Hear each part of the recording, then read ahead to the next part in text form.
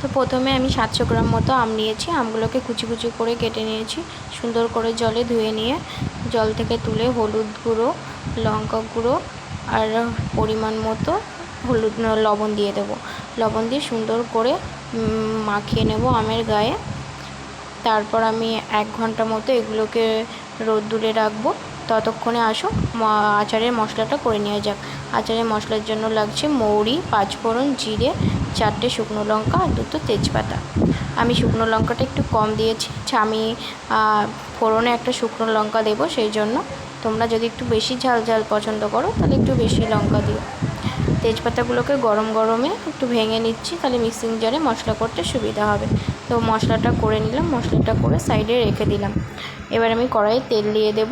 তেলের মধ্যে 1টি শুকনো লঙ্কা, 2টো তেজপাতা আর সামান্য 5 ফোড়ন দিয়ে দেবো।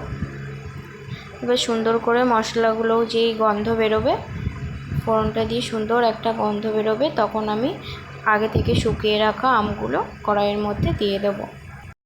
এবার আমগুলোকে কড়াইয়ের মধ্যে দিয়ে সুন্দর করে নেড়ে নেব।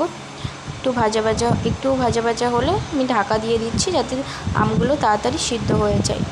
তো 2 মিনিট মতো ঢাকা দিয়ে রাখবো। তারপর ঢাকা খুলে আমি সামান্য গুড়, চিনি দুটোই ব্যবহার করছি। আপনারা চাইলে যে কোনো একটাও দিতে পারেন। তো আমগুলো সুন্দর সিদ্ধ হয়ে গেছে।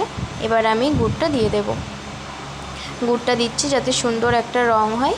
আর চিনিটা দিচ্ছি, আমার চিনি আচারই বেশি ভালো লাগে, সেই জন্য আমি চিনি ব্যবহার করছি। আপনারা চাইলে দুটোও ব্যবহার করতে পারেন, চাইলে একটাও ব্যবহার করতে পারেন।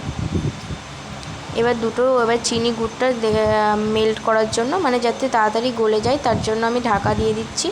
কিছুক্ষণ ঢাকা দিয়ে রাখার পর সুন্দর করে এবার গুড়টা যেই শুকিয়ে যাবে, আমের ভিতর শিরাগুলো ঢুকে গেছে, সুন্দর দেখুন জেলি জেলি হয়ে গেছে। এবার সামান্য একটু শুকিয়ে আগে থেকে করে রাখা মশলাটা দিয়ে দেবো। মশলাটাকে সুন্দর করে আচারের সঙ্গে মিশিয়ে দেব। এবার মিশিয়ে নেওয়ার পর একটু শুকনো শুকনো হয়ে যাওয়ার পর নামিয়ে নেব। এবার তৈরি আমার আমের আচার। তো ভিডিওটি ভালো লাগলে অবশ্যই একটা শেয়ার করে দেবেন। আর ভিডিওটি দেখার জন্য অনেক ধন্যবাদ।